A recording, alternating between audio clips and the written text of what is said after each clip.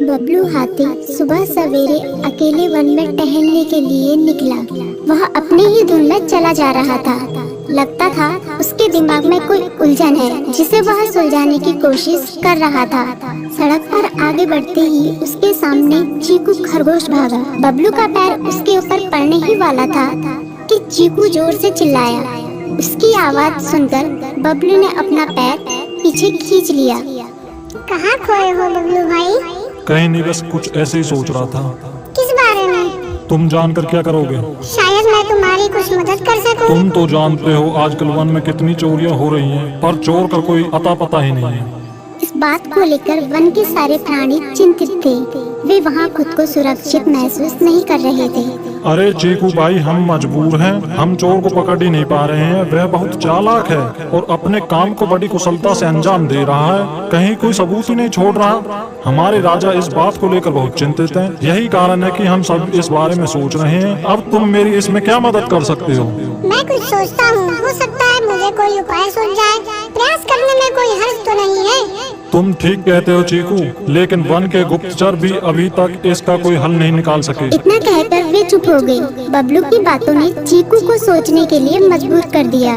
चीकू को उदास देखकर बबलू बोला, तुम अपना मन छोटा मत करो। मुझे अच्छा लगा कि तुमने मेरी परेशानी को समझा। कभी मैं भी इस वन के लिए गुप्तचर का काम करता था। एक बार मेरी टांग टूट जाने से मेरे अंदर फुर्ती नहीं रही। तब से मैंने यह काम छोड़ दिया।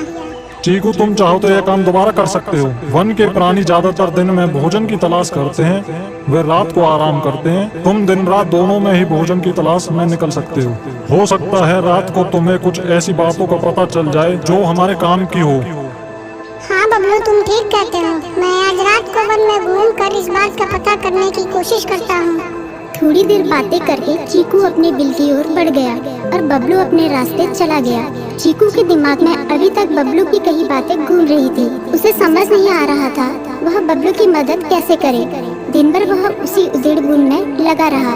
शाम होते ही चीकू कुछ सोचने लगा और वह चुपचाप बिल से बाहर निकल आया। चीकू की पत्नी ने देखा तो बोली, इस समय कहाँ जा रहे हो? बाहर खतरा है। खतरा तो सुबह भी रहता है, लेकिन खतरों से डरकर हम भूखे तो नहीं मर सकते। मैं बाहर घूम कर आता हूँ। इतना कहकर चीकू रात को बिल से बाहर निकल आया। कुछ दूर जाकर उसकी नजर बंकू उल्लू पर पड़ी, जो कुछ ही दूरी पर था। वह पेड़ की डाल पर बैठा अपनी गर्दन चारों तरफ घुमा रहा था। वह तेजी से पेड़ की एक डाल से दूसरी डाल पर उड़ रहा था। बंकू की नजर उस पर नहीं पड़ी थी।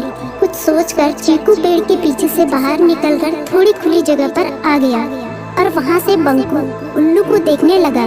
बंकू ने चीकू को अंधेरे में भी देख लिया, पर उसने उसमें कोई उत्सुकता नहीं दिखाई और अपनी गर्दन चारों ओर घुमाता रहा। चीकू बड़ी देर तक बंकू की हरकतों पर नजर रखे रहा।